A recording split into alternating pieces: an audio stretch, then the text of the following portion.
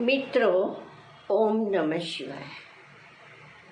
આજે આપણે શ્રી યોગ વશિષ્ઠ મહારામાયણમાં આગળ જઈએ.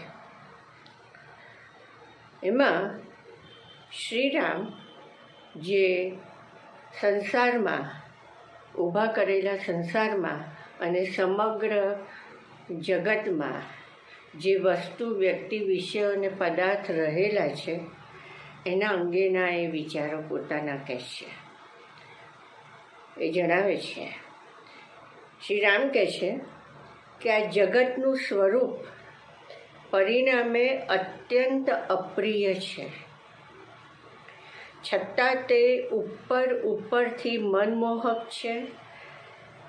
તેમાં કોઈ પદાર્થ નથી કે એવું કોઈ તત્વ નથી કે તેથી ચિત્તને અત્યંત વિશ્રાંતિ મળે.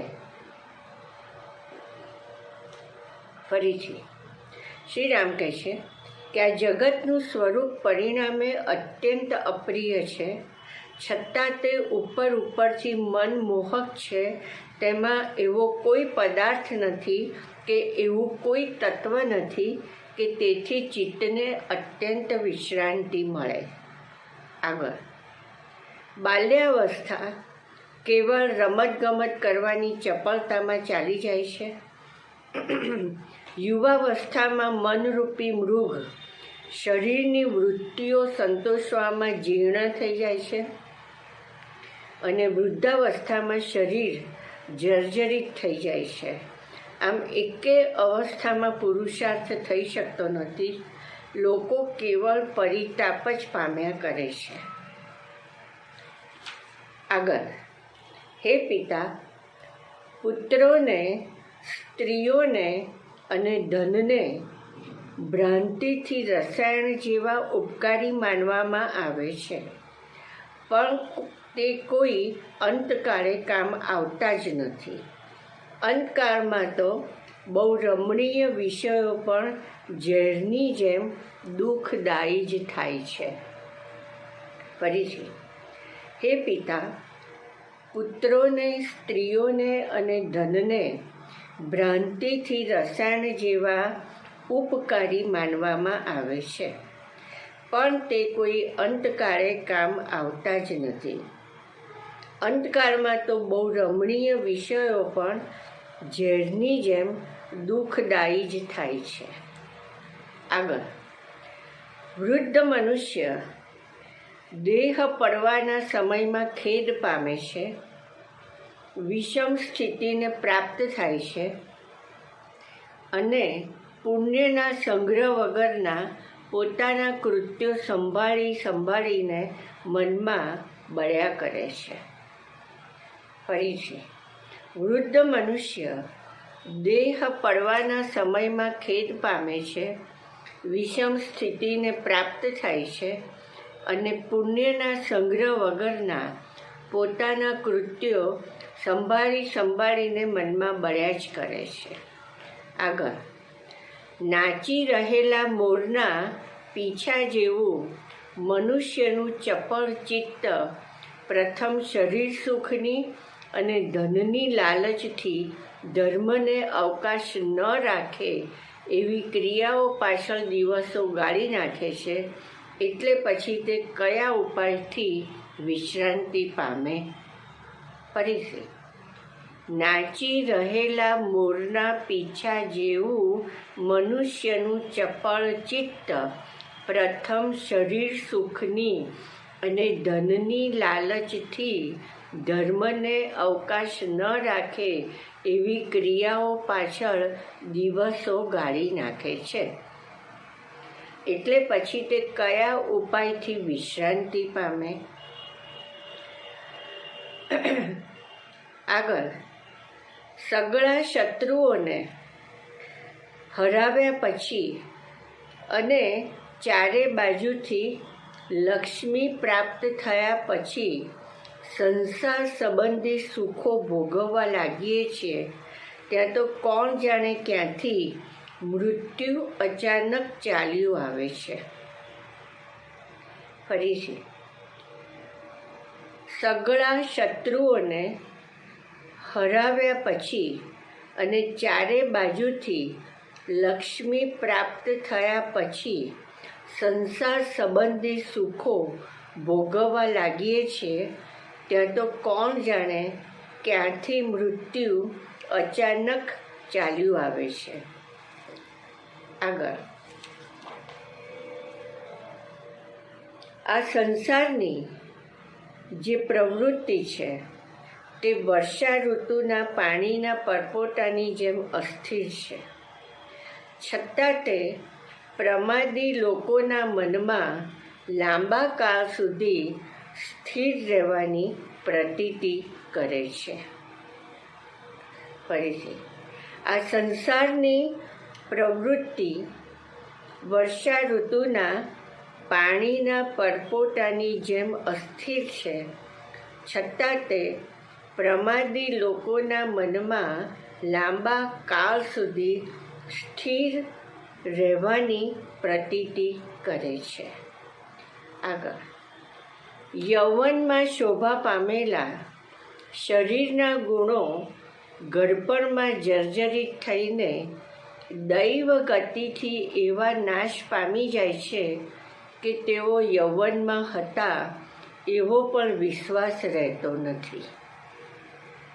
ફરીથી, યૌવનમાં શોભા પામેલા શરીરના ગુણો ઘડપણમાં જર્જરિત થઈને દૈવ ગતિથી એવા નાશ પામી જાય છે કે તેઓ યૌવનમાં હતા એવો પણ વિશ્વાસ રહેતો નથી. આગળ, જેઓમાં દોષ નથી એવા કયા વિચારો છે, જેઓમાં દુઃખની બળતરા નથી એવા કયા માર્ગો છે, જેઓમાં ક્ષણભંગુરતા નથી એવી કઈ પ્રજા છે, જેઓમાં છળ નથી એવી કઈ ક્રિયા છે.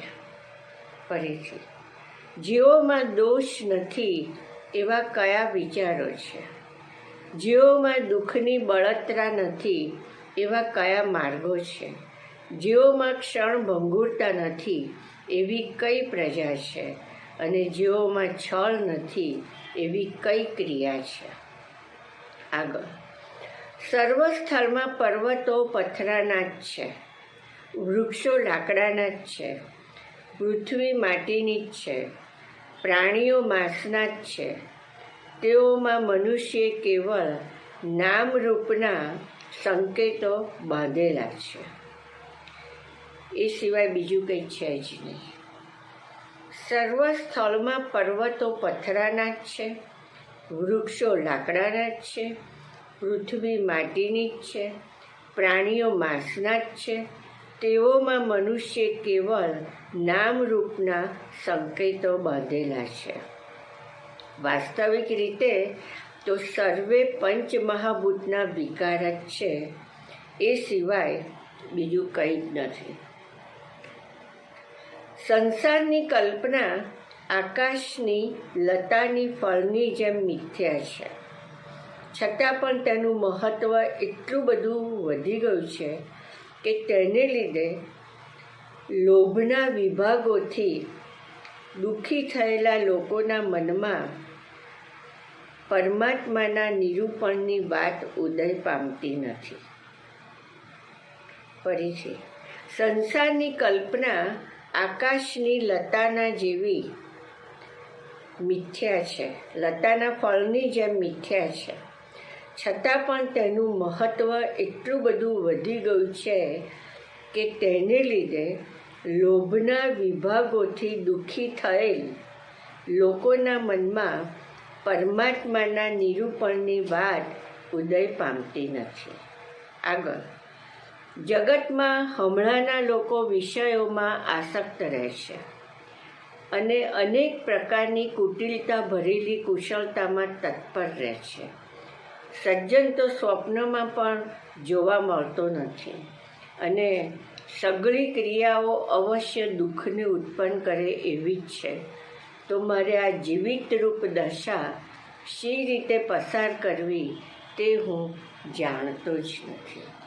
ફરીથી, જગતમાં હમણાંના લોકો વિષયોમાં આસક્ત રહે છે અને અનેક પ્રકારની કુટિલતા ભરેલી કુશળતામાં તત્પર રહે છે.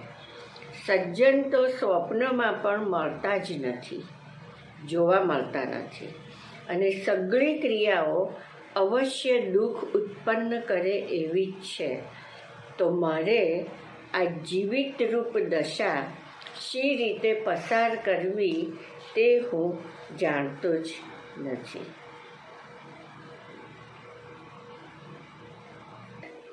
આમ તેમથી સહેજમાં ભેગી થયેલી અને એક સ્થળે જવાના અભિપ્રાયવાળી મિત્ર, સ્ત્રી તથા પુત્ર આદિ વ્યવહારરૂપી માયા દેવોના ઉત્સવ આદિ યાત્રામાં મળેલા માણસોના મેળા જેવી છે. ફરીથી, આમ તેમથી સહેજમાં ભેગી થયેલી અને એક જ સ્થળે જવાના અભિપ્રાયવાળી મિત્ર, સ્ત્રી તથા પુત્ર આદિ વ્યવહારરૂપી માયા દેવોના ઉત્સવ આદિ યાત્રામાં મળેલા માણસોના મેળા જેવી છે. તો મિત્રો, આ જે જગતમાં રહેલા નામરૂપવાળા પદાર્થો છે, વસ્તુ, વ્યક્તિ, વિષય અને પદાર્થો, એના વિશે શ્રી રામના વિચારો હતા. હવે આના વિશે તમે ચિંતન કરજો અને આ અંગે આપણે અમુક શ્લોક આગળ આવતા વખતે આપણે સમજવાનો પ્રયત્ન કરીશું. ઓમ નમઃ શિવાય.